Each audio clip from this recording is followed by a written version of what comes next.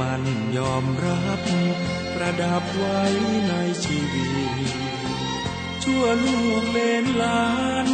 ตราบนานละลึกความดีแม้สิ้นชีวิตความดีก็ยังยิ่งยง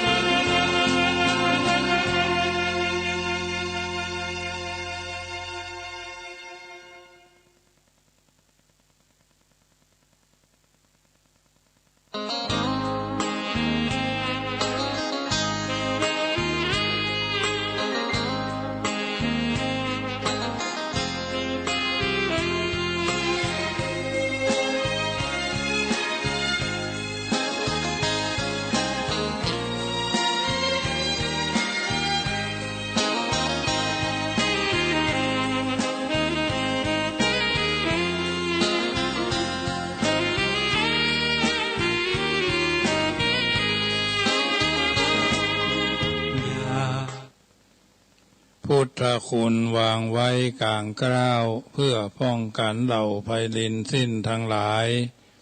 ธรรมคุณทูลวางไว้กลางใจเพื่อช่วยให้หูทั่วถึงชั่วดี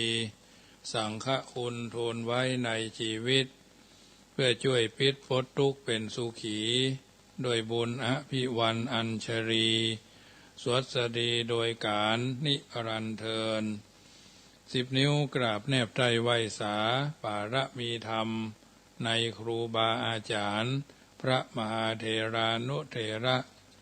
ท่านเจ้าคณะพระสังฆาธิการทุกรูปทุกตนขอความสุขความสวัสดีในธรรมะแห่งองค์สมเด็จพระสัมมาสัมพุทธเจ้าจงมีแก่บรรดาสาธุชนท่านผู้ฟังทุกท่านที่มีโอกาสเปิดเครื่องรับฟังรายการเสียงธรรมก่อนรับตาตั้งสถานีวิทยุเพื่อการศึกษาพระพุทธศาสนาและวัฒนธรรม FM ความถี่ 104.50 เมกะเฮิรตซ์วัดฝ่ายหินตำบลสุเทพอำเภอเมืองจังหวัดเชียงใหม่เมตตาในท่านพระครูสมุวิสุวัตวรกิจโจท่านเจ้าอาวาสท่านผู้อำนวยการสถานีวิทยุแห่งนี้น้อมเกณฑ์เวรถวายเวลาธรรมาภาพพระมหาประสิทธมาภินันโทวัดจังกำตำบลมะกอกอำเภอป่าซางจังหวัดลำพูนได้น้อมนำเอารายการนี้มามาจากอธิบายเผยแผ่พระธรรมคำสอนในทางพระพุทธศาสนาเพื่อเป็นปฏิพรปฏิการะตอบบุญแทนคุณเข้าน้ำกับบรรดาญาติโยมท่านผู้ฟังที่อยู่ทางบ้านตั้งใจฟังเป็นประจำทุกคืนวันเสาร์วันอาทิตย์วันจันทร์วันอังคารวันพุธและก็วันพฤหัส 19 นาฬิกาหรือ1 ทุ่ม 5 นาทีถึง2 ทุ่มโดยประมาณวันนี้ก็เช่นเดียวกันปากันแล้วก็คงจะทำหน้าที่ของแต่ละคนแต่ละท่านพลิกถึงบ้านถึงจองถึงหอถึงเฮือนกันเป็นส่วนใหญ่เนาะเพราะฉะนั้นถือว่าทุกคนได้ทำหน้าที่ของความเป็นพ่อที่แท้เป็นแม่ที่ถูกเป็นลูกที่กตัญญูเป็นครูบาอาจารย์ที่มีมโนธรรมสำนึกอยู่ในใจอย่างน้อยๆก็มีความเป็นผู้มีความรับผิดชอบนะเพราะฉะนั้นถือว่าเราจำเป็นจะต้องมีหลักยึดหลักประพฤติหลักปฏิบัติ10 ยอเพื่อความเป็นมนุษย์ที่สมบูรณ์เช่นเราต้องรู้จักแยกแยะพิจารณาอันหยังคืออันหยัง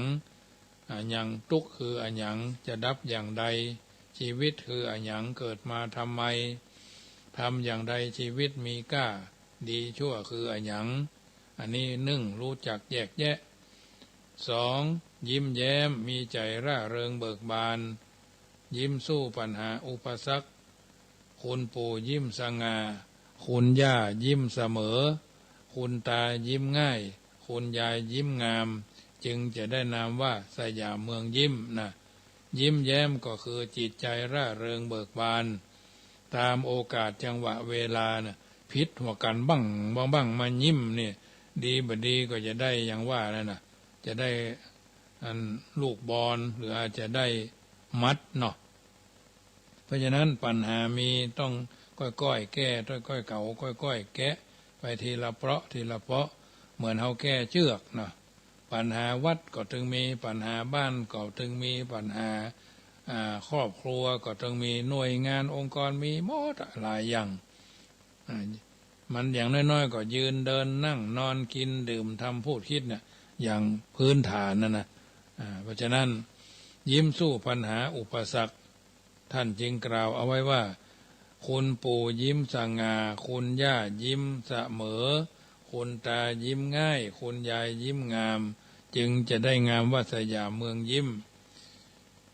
พระพุทธรูปยิ้ม24ชั่วโมงยิ้มน้อยๆในดวงใจเมตตาไว้ให้ร่มเย็นนะยิ้มน้อยๆในดวงใจเมตตาไว้โลกร่มเย็นอันนี้ข้อที่สองยิ้มแย้ม3ยืดหยุ่นหูจักผ่อนสั้นผ่อนยาวผ่อนนักผ่อนเบาโอนอ่อนผ่อนตามบัดดื้อรั้นอวดดีนะรู้จักผ่อนสั้นผ่อนยาวผ่อนหนักผ่อนเบาโอนอ่อนผ่อนตามไม่ดื้อรั้นอวดดีอันนี้ยืดหยุ่น4ยินยอมผิดยอมรับผิดให้อภัยผู้อื่นปวารณาตัวให้ผู้อื่นว่ากล่าวตักเตือนนิทานยอมบ่เป็นเย็นบ่ได้นะอันนี้ยินยอมต่อมาก็ยืนหยัดมีสัจจะซื่อสัตย์กล้าทำให้สิ่งที่ถูกต้องด้วยความอดทนมีอุดมคติในการดำเนินชีวิตอุดมคติในการทำงานฟังหรืออ่านหนังสือนิทานเรื่องพันท้ายนรสิงห์นะอุดมคติหยิบยื่นก็มีใจกว้างเอื้อเฟื้อเผื่อแผ่เสียสละแบ่งปันพริกมีบ้านเหนือเกลือมีพริกบ้านใต้นะช่วยเหลือกันไปเตื้อเล็กเตื้อน้อยใครกินนักให้กินเต้าปลายก้อยใครกินน้อยให้กินเต้าหัวแม่มือคนกินคนเดียวย่อมบ่มีความสุขเนกาสีละพะเตสุขังเนี่ยอันนี้คือหยิบยื่นประการต่อมาก็ยกย่องมีวาจาอ่อนหวานชมเชยสรรเสริญต่อหน้าก็ดีรับหลังก็ดีไม่ใช่ว่าต่อหน้ามาพรับรับหลังตะโกอย่างที่เข้าทำนองว่าดี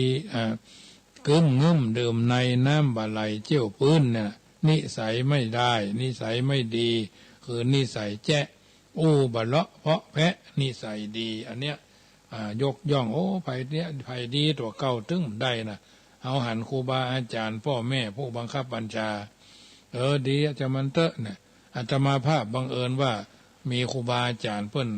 โมทนาสาธุการแทบจะทุกรูปเนาะมีบางรูปที่เพิ่นบ่สนใจบ่ฮือบ่เฮาก็บอกว่าเพิ่นฮ้อว่าทัศนวิสัยเพิ่นก็เป็นคนเช่นนั้นนะเฮาก็บ่ต้องไปใกล้เตื้อเฮาว่าไปอย่างอันไปนี้ก็ดีแล้วเพื่อก็จะได้แต่หลวงพ่อครับหลวงปู่ครับท่านอาจารย์ครับพอดีผมสอบได้อันนั้นก็ดีอนุโมทนาเด้อพระกวานะดีมันเจความดีมันจะเหมือนบางญาติโยมบางคนหมูร้อยดีโมทนาเด้อพูดว่ามันจะสั้นจะยาวจะหวานจะเค็มจะจืดจะชืดบ่เพื่อเฮาบ่มีสีสันมันก็ถึงมีหรอกสัพพะอะไรญาติโยมถ้าเฮามีวิสัยทัศน์เฮาบ่กว้างเนี่ยนะเพราะอย่างวิสัยทัศน์เฮาบ่กว้างเพราะเฮาบ่เคยได้รับสิ่งที่ดีแล้วเฮาก็บ่เคยเฮ้อสิ่งที่ดีๆเลยมันจึงบ่ดีญาติโยมอย่าตมาภาพนี่แต่ก่อนก็บ่จะคิดจะมาเป็นผู้นำเนาะแต่เมื่อเฮาอยู่กับครูบาอาจารย์สิ่งต่างๆเหล่านั้นมันก็ปรากฏให้เฮาอ่านว่าเอาอยู่กับเจ้าพระคุณสมเด็จองค์นั้นเอาอยู่กับเจ้าคณะรองหรือพระรองสมเด็จองค์นั้นเจ้าคุณจันธรรมเจ้าคุณจันเทพเจ้าคุณจันลาดเฮาศึกษาปฏิปทาศีลาจารวัตรเปิ้นมาเนาะเฮาก็เอามาใจเพราะเฮาจะต้องเป็นผู้ใหญ่โดยหลังท่านไปวันหน้าวันตาครูบาอาจารย์เป็นปุ๋ยเป็นนั่นเป็นปุ๋ยเป็นผงเป็นทงเป็นปุ๋ยเป็นผงเป็นเท่าทุลีเฮาก็จะโตยเพิ่นไปอย่างนั้น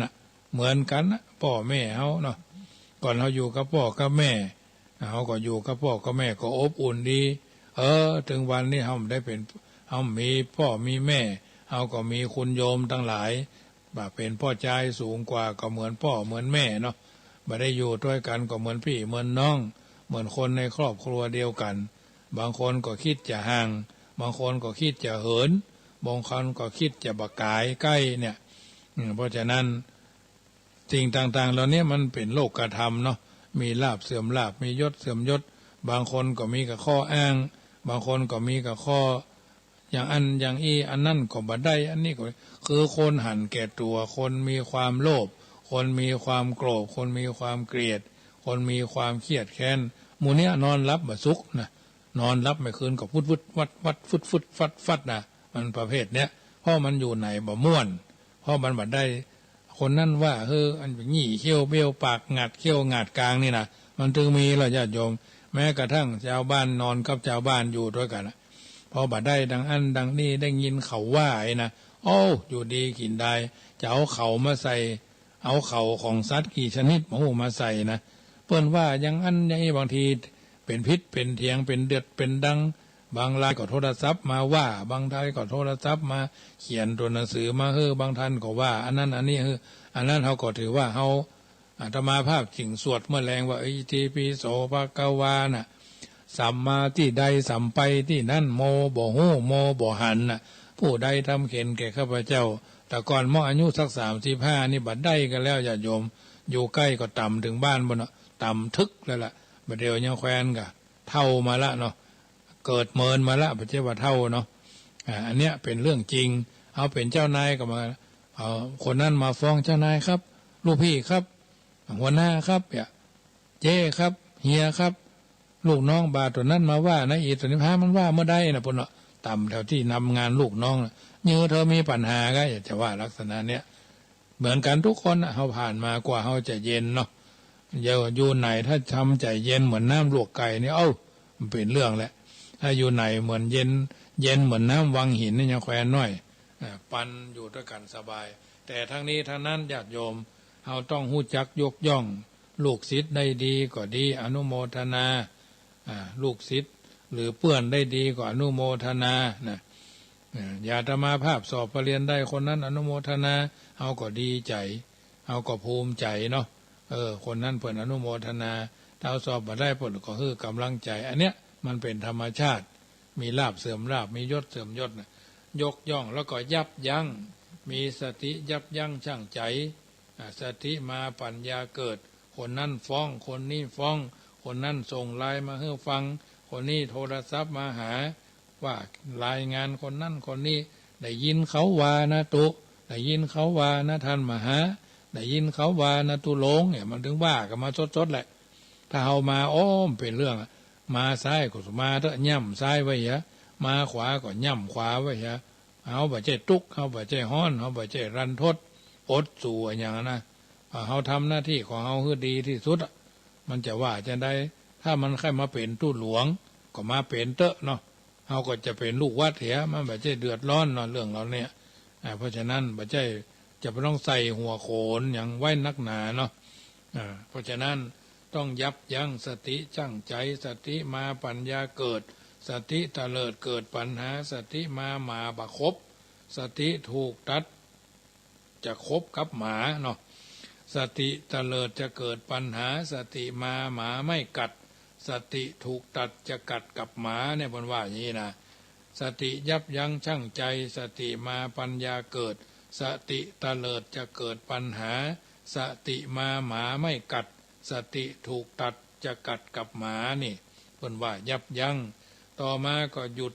หยุดอยากนะอยากจะได้อยากจะมีอยากจะเป็นอันเนี้ยนิทานเพิ่นก็คือไปอ่านหนังสือนั่งคอยโชคยอดปรารถนายิ่งกว่าทองคำตัณหากบเนี่ยหู้จักหยุดอยากได้กินก่อมกินได้ไปก่อมไปได้ฟังก่อมได้ฟังบ่ได้อู้ก่อมเป็นยังบ่ได้ปะก่อมเป็นยังให้เราทำเนี่ยก็สบายเพิ่นห้องว่ารู้จักหยุดอยากประการต่อมารู้จักหยุดยุ่งทำจิตใจให้ปราศจากนิวรณ์5 ทั้งหมดนี่คือยานเครื่องมืออันยอดเยี่ยมเพื่อความเยือกเย็นแห่งจิตและความอยู่เย็นของชีวิตอันยั่งยืนและก็ยาวนานนะยอที่บ่ควรปฏิบัติยั่วเย้ายั่วยวนยุแย่ยักยอกยักย้ายโยเยยอกย้อนโยกโยยึกยักยืดยาดและย่อยยับและก็ย่อหย่อนนะยอที่ไม่ควรปฏิบัติไม่ควรเอามาใส่ไว้ในจิตในใจจะวุ่นวายเหี่ยบดาย1ยั่วเย้า2ยั่วยวน3ยุแย่4ยักยอก5ยักย้าย6โยเย7ยอกย้อน8โยเยโยกโย9ยึกยัก10ยืดยาด11ย่อยยับ12ย่อหย่อนยั่วเย้ายั่วยวนยุแย่ยักยอกยักย้ายโยเยยอกย้อนโยกเยโยกโยยักยึกยักยืดยาดย่อยยับและก็ย่อหย่อนเพราะฉะนั้นอันเนี้ยไม่ควรปฏิบัติที่ควรปฏิบัติ1แยกแยะ2ยิ้มแย้ม3ยืดหยุ่น4ยินยอม5ยืนหยัด6หยิบยื่น7ยกย่อง8ยับยั้ง9หยุดอยาก10หยุดยุ่งนะอันนี้คือ10ยอเพื่อความเป็นมนุษย์ที่สมบูรณ์ถ้าเราทำยีทุกวันไผบ่ทำวันเดียวได้ญาติโยมต้องไปเรื่อยๆเจ้าชายสิทธัตถะเสด็จออกบวชบรรพชาณฝั่งแม่น้ำอโนมานาทีใช้เวลาถึง6ปีศึกษาเนาะไปเรียนอาจารย์นั่นไปเรียนอาจารย์นี่อันนั่นก็ดีอันนี้ก็ดีหมดปุหมดปุ๋มหมดพุงเนาะก็ไปเรียนด้วยตัวในที่สุดอันนั้นก็เข่งอันนี้ก็หย่อนอันนั้นก็ดีอันนี้ก็ได้ในที่สุดก็กินข้าวน้อยก็เหลือก็กระดูกกินข้าวนักก็ไข้รับไข้นอนนี่อย่างเงี้ยจะได้เดียกินพ่องบ่กินหลายใครอยากก็กินบ่ใครอยากก็กินมัชฌิมาปฏิปทาลอยถาดพญานาคสะดุ้งส้มมันน่ะลอยถาดไปถ้าข้าได้เป็นพระพุทธเจ้าแท้ขอฮือถาดขอฮือถาดเนี่ยนางสุชาดาก็เจ้าชายสิทธัตถะสมณะโคดมจะผอมจะตายจะก็หาเนาะภาษาชาวบ้านเนี่ยนะเขาทำเข้ามัทุปายาตสัตถุพงมาถวายกินแล้วก็เพิ่นก็บ่ใช่ว่ากินละกินหาดกินทิ้งกินขว้างหรอกอันเนี้ยเพิ่นเฮาว่าพัตตสมิงน่ะโภชเนมัตตโภชเนพัตตนัสมิงเนาะคือการบริโภคอาหารที่สมควรในหลักที่พระพุทธเจ้าตรัสไว้เนี่ยอันเนี้ยก็ลอยถาดก็ย้อนลอยไปตกกับพุ่มพระพุทธเจ้าก็เป็นพุทธเจ้าเลยก็เลยว่าจะมีพระพุทธเจ้าถาดทองคำลอยหรอกลอยทวนน้ำโดยนายญาติโยมอันเนี้ยจึงนำมาอุเอิญเจริญพรเป็นหลักปฏิบัตินะรู้จักแยกแยะรู้จักยิ้มแย้มรู้จักยืดหยุ่นรู้จักยินยอมรู้จักยืนหยัดรู้จักหยิบยื่นรู้จักยกย่องรู้จักยับยั้งรู้จักหยุดอยากและก็รู้จักหยุดยุ่งที่ไม่ควรเอามาประพฤติปฏิบัติขัดเกลาตนเองให้ใสสะอาดเหมือนดังไข่ซัดเหมือนดังขันสั่งคัดทุกวันว่าอย่ายั่วเย้าอย่ายั่วยวนอย่ายุแย่อย่ายักยอกอย่ายักย้ายอย่าโยเยอย่ายอกย้อนอย่าโยกโยอย่ายึกยักอย่ายืดยาดอย่าย่อยยับและก็อย่าย่อหย่อนอันเนี้ยจะจริงจะบ่จริงกาญาติโยมก็พิจารณาเนอะ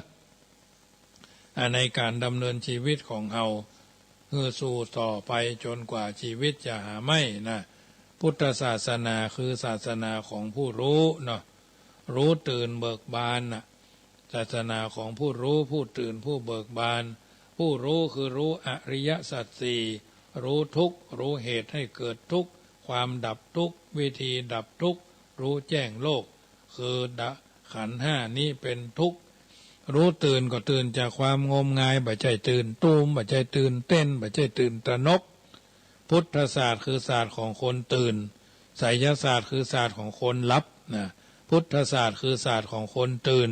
ไสยศาสตร์คือศาสตร์ของคนหลับไหลหลงไหล ครั่งไคร้นะผู้เบิกบานก็คือบ่เศร้าหมองอยู่ด้วยกิเลสบ่ตุกเข้าถึงนิพพานนิพพานคือจิตที่เข้าถึงความสะอาดความสว่างความสงบนะสอสะอาดสว่างสงบนี่อันนี้ญาติโยมท่านผู้ฟังทั้งหลายคำสอนที่เฮาฮู้เฮาเข้าใจแล้วก็นำมาพิจารณาในการดำเนินชีวิตคือถูกต้องท่องแท้สมคุณสมก้าคือเฮาท่านทั้งหลายเจริญก้าวหน้าเป็นลำดับพุทธศาสนาบ่ใช่พิธีกรรมแต่พิธีกรรมต้องมีพุทธศาสนามิใช่วัตถุแต่วัตถุต้องมีพระพุทธศาสนามิใช่บุคคลแต่บุคคลต้องมีพุทธศาสนาคือศาสนธรรมคำสอนที่ประเสริฐสุดสัจธรรมคือความอยู่คู่กับโลกแผ่นดินใครจะทำลายพระไตรลักษณ์ได้พระพุทธศาสนาคือผู้เปิดเผยสัจธรรมคนนอกใครจะทำลายได้พุทธบริษัททั้งสี่นี่สิต้องระวังพุทธศาสนาจะต้องเจริญหรือเสื่อมอยู่ที่พุทธบริษัททั้งสี่คำว่าพุทธศาสนาเจริญนะศาสนาทั้งสี่ต้องเจริญศาสนาทั้งสามต้องเจริญศาสนาทั้งสองต้องเจริญองค์ก่อนก็ต้องเจริญไปตามลำดับอันเนี้ยญาติโยมท่านสาธุชนท่านผู้ฟังทั้งหลายศึกษาประพฤติปฏิบัติคัดเกลาอยู่ตลอดเวลาอย่างน้อยๆก็เป็นสิ่งที่เฮาท่านทั้งหลายจะต้องใส่ใจสนใจตั้งใจคือเกิดกับตัวตนเฮาเป็นลำดับลำดา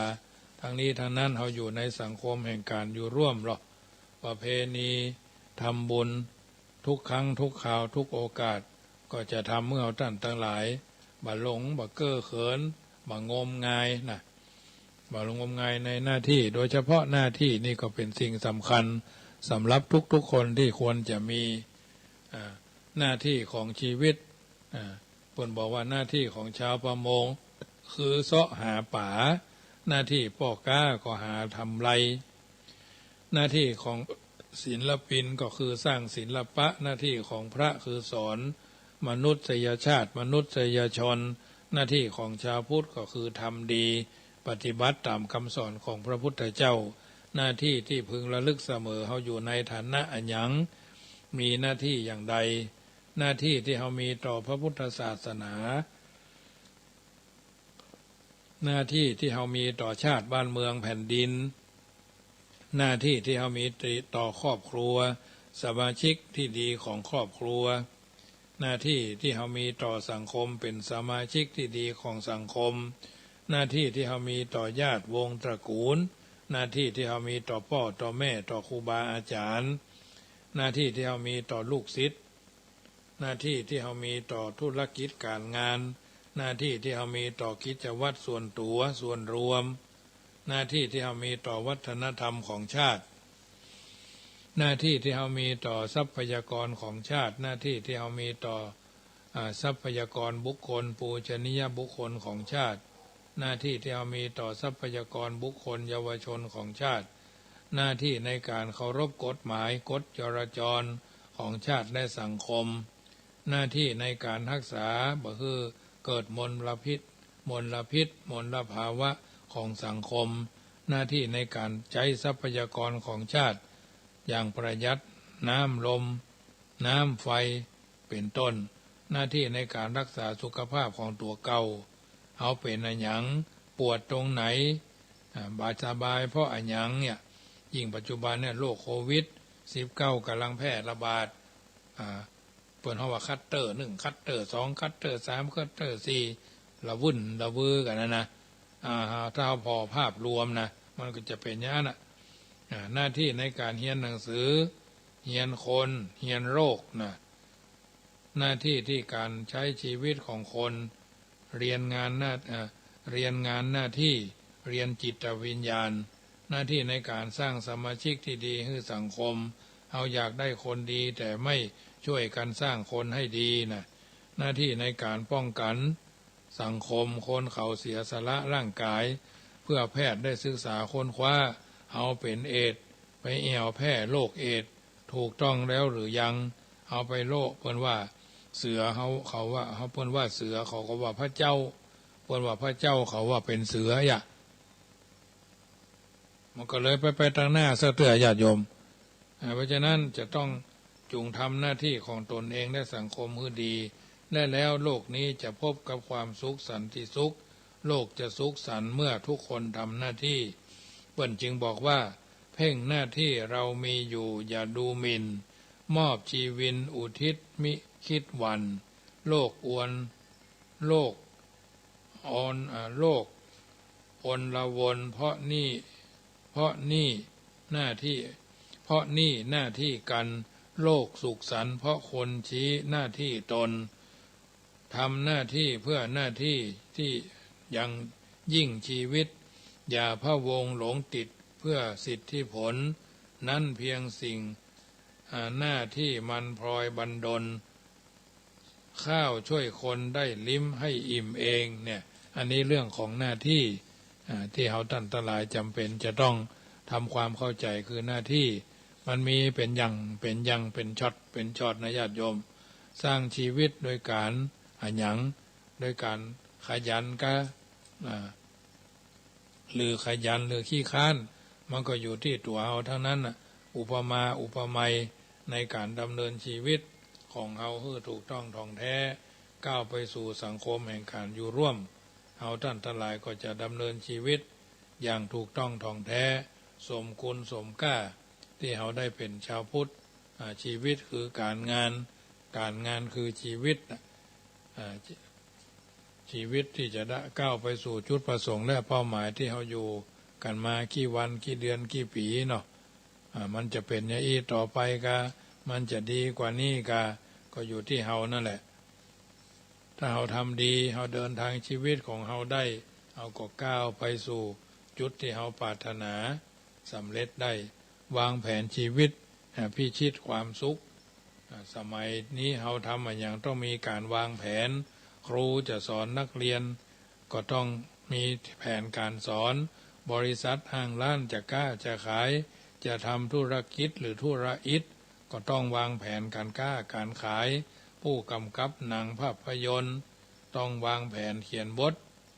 นักท่องเที่ยวต้องวางแผนในการทัศนาจรรัฐบาลจะบริหารประเทศเขตแดนต้องวางแผนพัฒนาประเทศทหารบกทหารเรือทหารอากาศ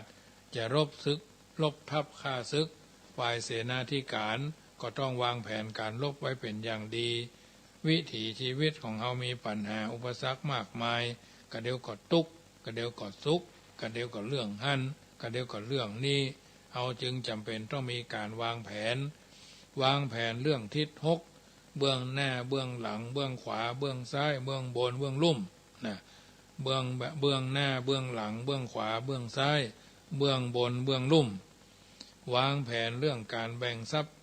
โดยสถานะ1ใจหนี้เก่า2ฮื้อเขากู้4ใส่ปากงูเห่า5ทิ้งลงเหว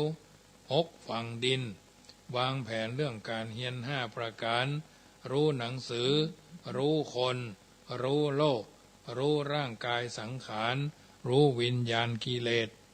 วางแผนเรื่องภาระ5ของชีวิตภาระคือพ่อแม่ครูอาจารย์ภาระสามีภรรยาบุตรธิดาภาระผู้มีพระคุณทั้งหลายภาระชาติศาสนาภาระกิเลสเนี่ยวางแผนเรื่องบ่ประมาทในการทั้ง3วัยหนุ่มเฮาอยู่ในวัยหนุ่มวัยเด็กเรียนหนังสือวัยเด็กก็ป.1 ถึงป.6 เนาะวัยหนุ่มสาวก็ม.1 ถึงม.3 ม.5 ม.3 ถึงม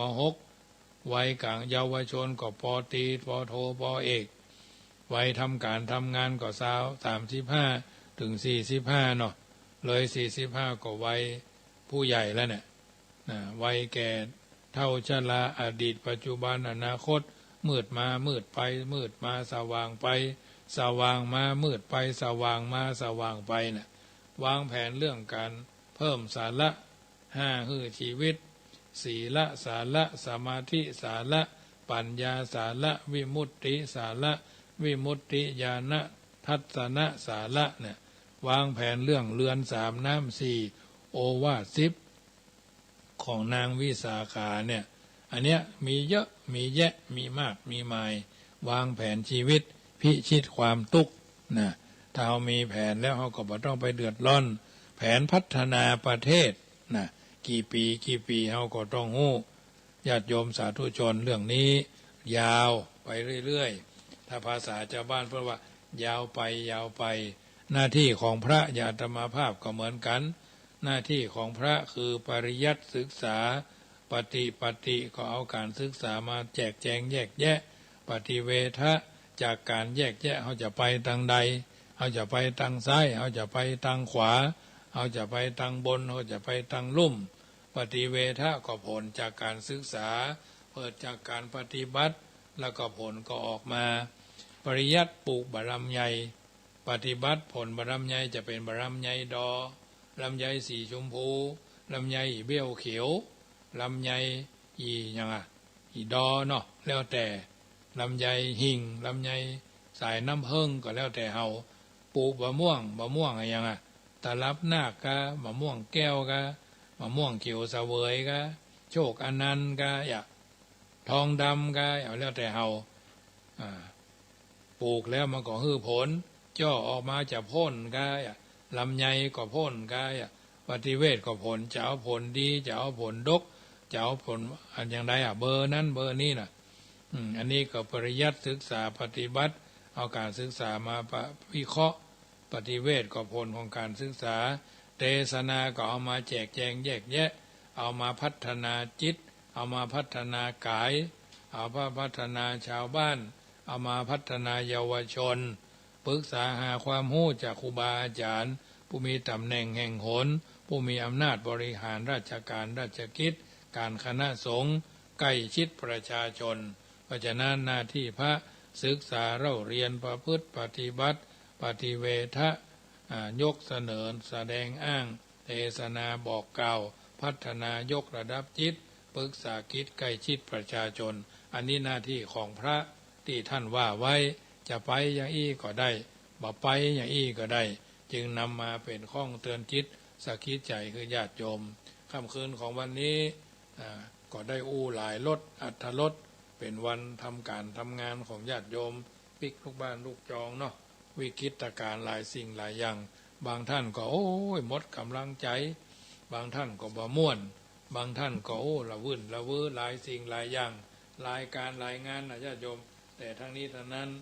ตะวันขึ้นเบื้องต้นตะวันขึ้นหนวันออกพัดเกี่ยวรอบไปสู่วันตกอันนี้เป็นห้องว่าธรรมดาของธรรมชาติแต่ธรรมดาของชีวิตเฮาล่ะจะแย่จะได้ธรรมดาของชีวิตเมื่อมีชีวิตเกิดขึ้นแล้วชีวิตก็หนีกฎธรรมชาติของชีวิตบ่ได้ต้องเป็นไปตามกฎธรรมดาทั้งเจ้าบ้านทั้งเจ้าวัดทั้งกษัตริย์ทั้งข้าราชการตลอดจนพระเจ้าพระสงฆ์กฎธรรมดามีอยู่4อย่าง5อย่างเนาะคือต้องแก่ต้องเจ็บชราธรรมโมมหิพยาธิธรรมโมมหิมรณะธรรมโมมหิเราจะต้องพัดภาคและก็ต้องไม่รับผลของกรรมตามหลักธรรมในอภินหาปัจเจเวคขณะก็คือชราธรรมโมมหิมีแก่เป็นธรรมดาล่วงพ้นแก่ไม่ได้พยาธิธรรมโมมหิพยาธิงนะตีโตเรามีความเจ็บเป็นธรรมดาเจ็บที่บ่ฮู้จักหายคือเจ็บใจ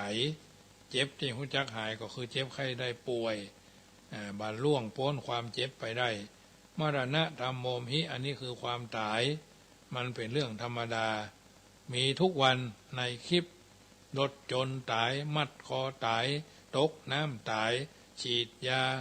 วัคซีนตายตกเหวตายรถจนกันตรงนั้นตรงนี้ตายไฟฟ้าดูดตายกินยาตายหรือ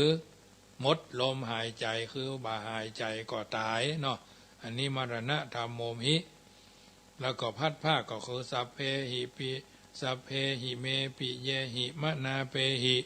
นานาภาโววินาภาโวน่ะเราจะต้องพัดภาคจากของรักของชอบใจทั้งสิ้นผัวตายละเมียตายละผัวลูกตายละพ่อละแม่พ่อแม่ตายละลูกละหลาน ละลูกละเต้าครูบาอาจารย์ตายละลูกศิษย์ลูกศิษย์ตายละอาจารย์ตู้เจ้าตายละพระเนนพระเนนตายละตู้เจ้าเนี่ยมันก็มีครูบาอาจารย์มีคือตายเป็นตัวอย่างให้เอาอ่านเอาก็ต้องยอมรับแต่ก่อนคนเขาก็กลัวตายเหมือนกันทั้งนั้นอ่ะมันหู้มันเข้าใจแล้ววสามะยามริตพังเขาก็จะต้องตายแน่เนี่ยบางคนเป็นโรคติดเตียงโอ้ตายก็บัดตายอายก็หมายมันถึงตายยายเหยตาเหยปู่เหยย่าเหยพ่อเหยแม่เหยพี่เหยอ้ายเหยสหายเหยเพื่อนเดียวเสียวฮักเหยน้องเหยหลานเหยตายหมดอ่ะมันตายวันใดกับวันหนึ่งอันนี้ก็ถือว่าเป็นเรื่องธรรมดาเราตายแน่เราพลัดพรากแน่แล้วก็สุดท้ายเขาจะกรรมสาคมหิเรามีกรรมเป็นของตนกรรมทายาโทเรามีกรรมเป็นทายาทคือเป็นมรดกเขาก็ถึงมันบ่มีบ่เสาะมาหามันถึงมาหากรรมทายาโทนี่นะกรรมเป็นมรดกอสังหาริมทรัพย์ที่บ้านที่จองรถยานพาหนะผัวตายละเมียละรถไว้ฮื้อเมียตายละผัวละรถไว้ฮื้อละเครื่องยองของประดับเอาไว้ฮื้อผัวตายก่อนก็ตกเป็นของเมียตายก่อนก็ตกเป็นของผัวเนี่ยสมบัติพัดกันชมอย่างเป็นทุเจ้าพระเนนก็เหมือนกันสมบัติของวัดถ้าบัดได้บอกให้ลูกให้หลานให้คนนั่นคนนี้มีชื่อห้อยตายปุ๊บมรณภาพปุ๊บทุเจ้านี่บัดตายนะมรณภาพมรณกรรมถ้ามรณภาพปุ๊บมาได้สมบัติคือไผ่ตกเป็นของวัดหมดนะบอกว่าวันใดแต่ถ้าเราทำไว้แล้วไม่มีนั่นแหละดีที่สุด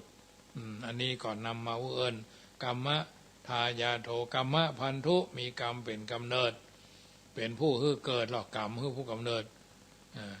กุศลกรรมหรอกรรมะปฏิสารโนมีกรรมเป็นพวกพ้องเนี่ยยังกรรมังกริสามิมีกรรมเป็นที่เพิ่งอาศัยนี่กรรมะพันธุมีกรรมเป็นผู้ฮื้อกรรมเป็นทายาทมีกรรมเป็นมรดกมีกรรมเป็นผู้ฮื้อกำเนิดมีกรรมเป็นพวกพ้องมีกรรมเป็นที่เพิ่งอาศัย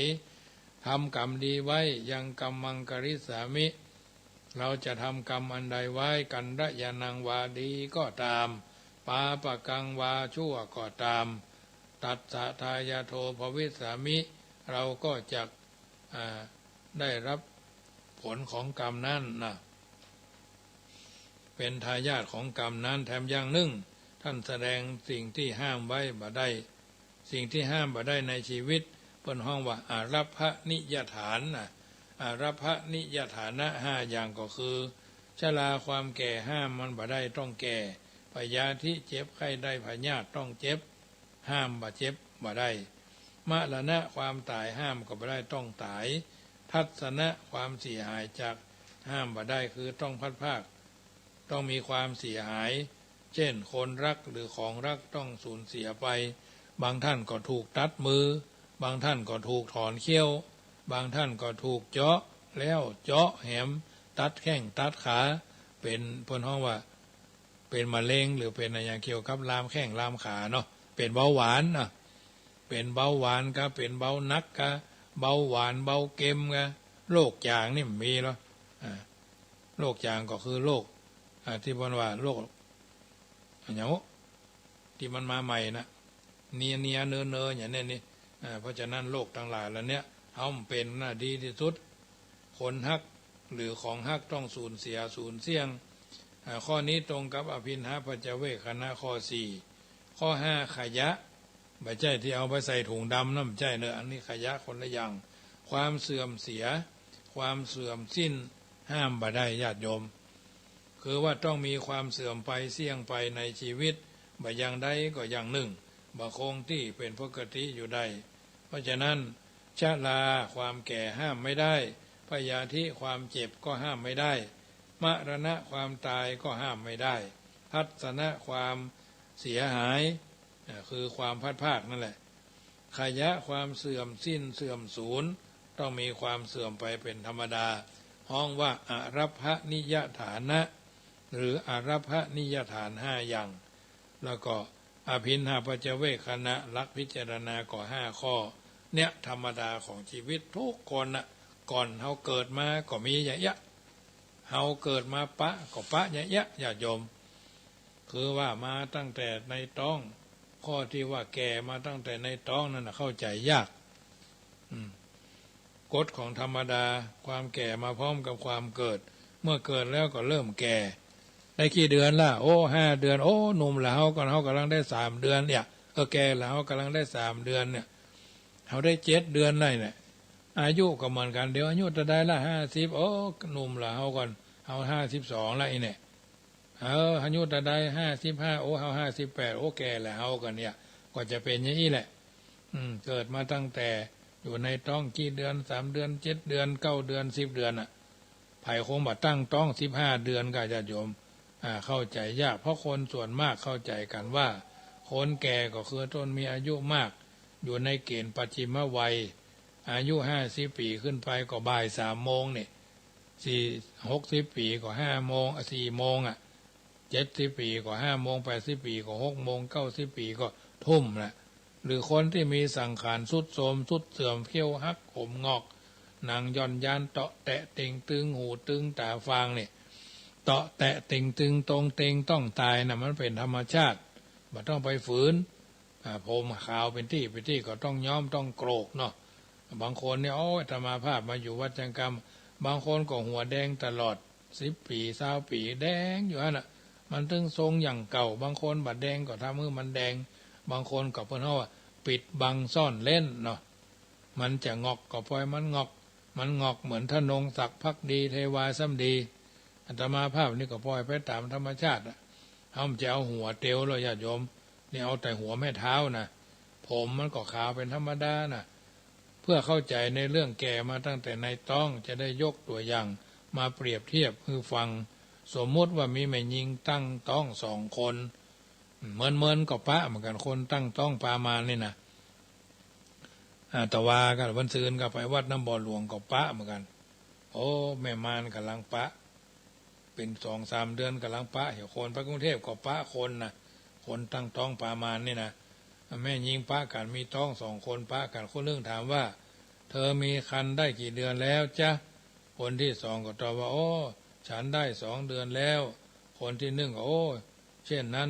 คันของฉันแก่กว่าเธอ1 เดือนฉันได้3 เดือนแล้วเพราะว่าฉันเพิ่งมีคันมาได้เพียงเดือนเดียวข้อนี้ข้อที่ว่าคันแก่หมายถึงละอ่อนที่อยู่ในท้องนะมันแก่กว่ากันน้อยนึงแถมยังนึ่งชื่อว่าแก่มาตั้งแต่คลอดตัวอย่างเช่นหญิงลูกอ่อน2 คนมาปะกันว่าลูกเธอได้กี่วันคนที่2ก็ตอบว่าลูกฉันได้7 วันคนที่1ก็ว่าโอ้ถ้าเช่นนั้นลูกฉันแก่กว่าลูกเธอได้4 วันเพราะว่าลูกฉันกำลังเกิดได้3 วันความแก่มีอยู่2 อย่างแก่ขึ้นก็ว่าหรือที่ยังบาหันด้วยตาธรรมดาเรียกว่าปฏิฉันนะชราแปลว่าแก่ปกปิดอย่างหนึ่งแก่ลงคือแก่ที่พอหันชัดนัตนีสังขารสุดโทรมไปเรียกว่าอปฏิฉันนะชราแปลว่าแก่เปิดเผยอย่างหนึ่งคนที่เกิดมาก็เริ่มแก่เรื่อยไปในชั้นต้นแก่ขึ้นคือแก่ปกปิดก่อนต่อไปก็แก่ลงคือแก่เปิดเผยพยาธิคือเจ็บไข้ได้ป่วยเป็นไข้เจ็บไข้อันเป็นเครื่องเบียดเบียนชีวิตก็มีอยู่ประจำนอกจากโรคต่างๆแล้วความหิวความกระหายก็เป็นโรคประจำชีวิตโรคหิวโรคกระหายมีอยู่ประจำโรคนี้จะหายไปพร้อมชีวิตโรงพยาบาลรักษาโรคต่างๆในจังหวัดหนึ่งก็มีมากมายมีมากพ่องน้อยพ่องบ้างตามประมาณของจังหวัดใหญ่หรือเล็กแต่โรงพยาบาลรักษาโรคหิวต้องมีประจำกันทุกๆซอยทุกๆเซเว่นทุกๆร้านค้าหัวย่อยร้านของชำร้านของอาหารตามสั่งก๋วยเตี๋ยวชาย4 บะหมี่เกี๊ยวหรือพ่อน้อยก๋วยเตี๋ยวพริกกะเหรี่ยงเนาะเข้าซอยจันติ๊บจันเป็งพ่อน้องว่าวันนั้นไปกรุงเทพเนาะไปจังหวัดลพบุรีเนาะ มันจะมีป้ายว่ากินเตี๋ยวไหมหรออันนี้ก็ร้านก๋วยเตี๋ยวเนาะลาดหน้าหมูมักลาดหน้าก๋วยเตี๋ยวเนี่ยลาบยะโสอันนี้ของกินเท่านั้นนะญาติโยมโรงพยาบาลรักษาความหิวพระบาลีกล่าวเอาไว้ว่าชิคัจฉาปะระมาโรคานะความหิวเป็นโรคอย่างยิ่งโรคต่างๆบางคนเคยเป็นบางคนบ่เคยเป็นบางอย่างรักษาแล้วบ่เป็นแถมต่อไปบางอย่างก็มีเป็นคราวๆส่วนโรคที่ความหิวเป็นกันทุกคนบ่เลือกว่าไผ่ทั้งนั้นเป็นแล้วรักษาบ่หายต้องรักษากันเรื่อยไปเป็นกันถึงวันเจ้าบ้านนี่วันละ3 มื้อเช้ากลางวันเย็นบางคนยังแถมเป็นกลางคืนแถมสะดุ้งตื่นก็กินตลวตรคนะตลอดวันตลอดคืนบนห้องว่านิ่งก็หลับขยับก็เคี้ยวนิ่งก็หลับขยับก็กลืนนิ่งก็หลับขยับก็บนห้องว่าหีบน้ำแกงนี่เนาะอันเนี้ยจึงนำมาอุเอิญเจริญพรญาติโยมสาธุชนได้ฟังประจำค่ำคืนของวันพุธเนาะวันพรุ่งนี้วันพฤหัสวันศีลเอาละญาติโยมสาธุชนอยู่ทางบ้านฟังแล้วเป็นจะใดทักทายกันเข้ามาได้เนอะ06154765390615476539คงถูกใจพ่องกะหาวานแหนี่หลายอย่างหลายรถเนาะบางท่านก็ใครอู้ก็อู้ได้เนอะ0615476539ก็จะได้ค่อยใจถึงแปลงใจตึงใครเป็นเจ้าภาพร่วมกันถวายน้ำปานะกาแฟกะเปิ้นฮ้องว่าสปอนเซอร์กะกล้วยฉาบกะก็ล้อมร่วมทำบุญกันได้เนอะวันที่26มาเจ้าตี 5จะออกจากวัดไปวัดน้ำบ่อหลวงญาติโยมหอมกินหอมทานได้เปิ้นก็ใส่บาตรเปิ้นบ่มีการเลี้ยงนะเปิ้นจะใส่อาหารกล่องเนาะธรรมาภาพก็จะไปร่วมเพราะหลวงพ่อก็ถือว่า88จะ89แล้ว1 ปีก็มี1เตื้อไปวัดน้ำบ่อหลวงไปวัดสาลีเมืองยูนะวัดสาลีเมืองยูก็เดือนพฤศจิกาพุ่นอันนี้ครูบาอาจารย์อุปชาก็วัดแม่สารบ้านตองวัดพระธาตุดอยแต่พระครูสุตตสารประสิทธิ์วัดบ้านตองกับพระครูวิสิตปัญญากรเนี่ยพระครูสังวรญาณประยุทธ์นี่เสียไปละนะอันนี้ก็เป็นอนุปามวาจาจารย์เหลือแต่อนุสาวนาจารย์วัดแม่โจ้ก็เสียไปละวัดห้วยเกียงก็เสียไปละเนี่ยอันนี้ถือว่าเป็นครูบาอาจารย์อย่างวัดเฉลิมพระเกียรติจังหวัดนนท์อันนี้ครูบาอาจารย์เปิ้นสร้างให้เขาเป็นตัวเป็นตนเป็นองค์ก็มาถึงวันนี้ได้ก็นับว่าเป็นมังคละกับตัวกับตนเอามาค่ำคืนวันนี้ญาติโยมโทรกันเข้ามาเนอะเจริญพรจันทิพย์สารปีเจริญพรจันทิพย์ติดแล้วเนอะโทรแล้วเนอะติดแล้วได้ยินเสียงก็อันนี้แม่เลี้ยงจันทิพย์สารปีขายกล้วยขายบะเป้าอยู่ข้างถนนสายทักษิณเนาะข้างทางรถไฟเลยสถานีรถไฟสารปีขึ้นไปนะพุทธมีสะปะหอมแดงหอมเทียมบะฟักแก้วฟักมนอ้อยเนาะน้ำอ้อยน้ำตาลเนาะ0615476539จันทิพย์โทรเข้ามาใหม่เนอะโทรบัดได้แล้วบอกนี่เถอะบัดจะหาเก็บสตางค์เหรอ จะกินจะทานด้วยกันก็ร่วมทำบุญเนอะแล้วก็วันที่13 เมษายนเนอะร่วมทำบุญทอดพระป่ากองในการทำบุญก่อต่อเติมกุฏิสงฆ์ของวัดจังกำซึ่งจะได้ต่อเติมทางหน้าคือมันแล้วเนาะกอง2,565กองเงินกองละ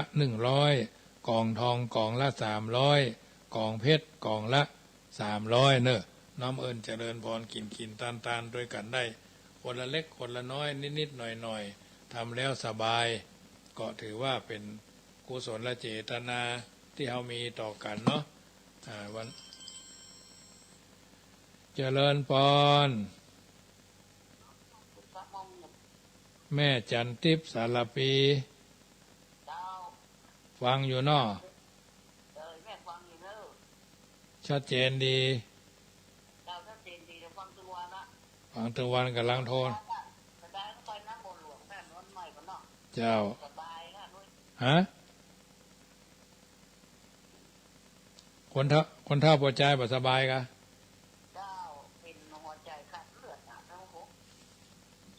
อันนั่นไม่ได้ขายของก็วังเนี่ยเจ้าเมียว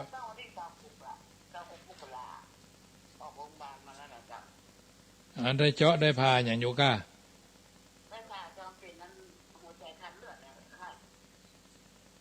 กินรูปเดีย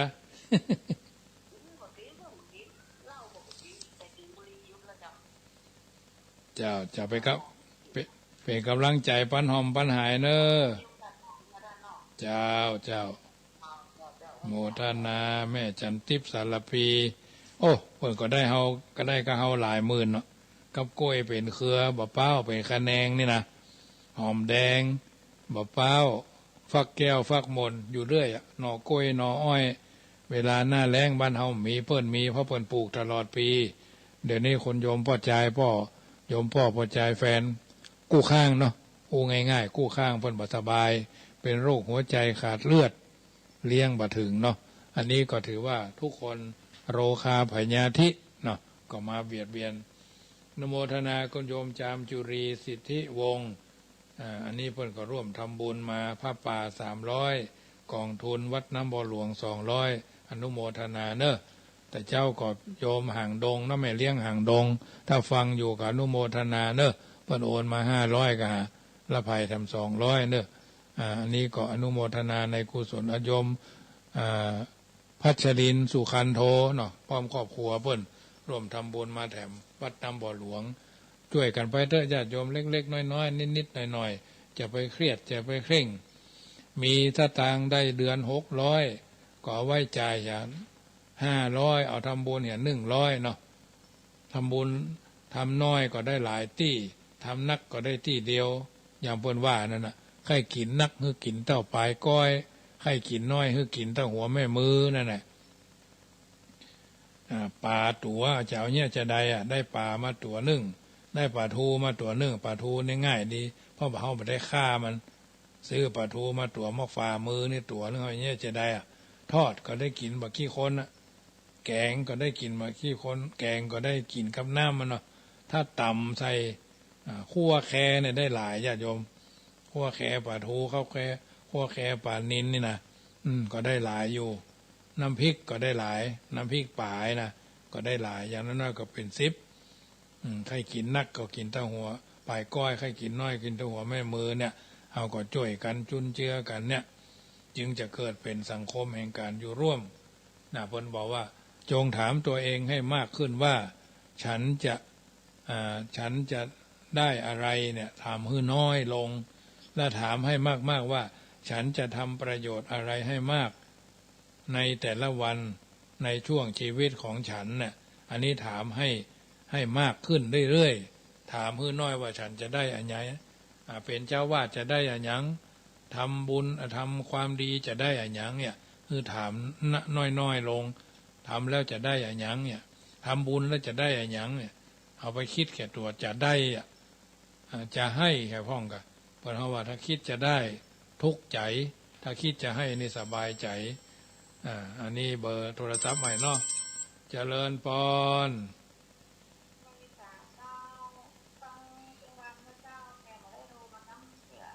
ทางใดเอ่ย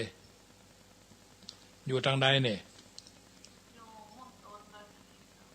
นึกว่าม่วงโตนมันโฮงไงชัดเจนก่อนนะพุ่นโควิดพอมีกันนะพุ่นมันเขตไปทางเชียงรายเนาะ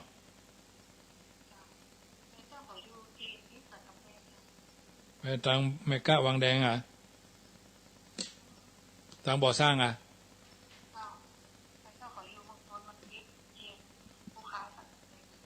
ไปทางพระนอนไม่ภูคาเนาะฟังกันหลายกันนะพุ่นเนาะ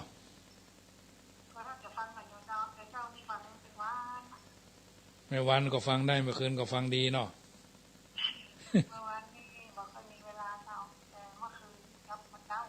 นึกว่าเนี่ยการในบ้านไปโดยแล้วก็ยิบผ้ากาแชะสลักกาบรรมุนมันมีเนาะ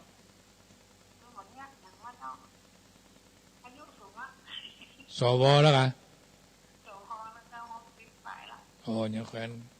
ไปเถอะไปตามวัยเนาะเป็นกำลังใจเนอะจะเจริญพรสายสุดท้าย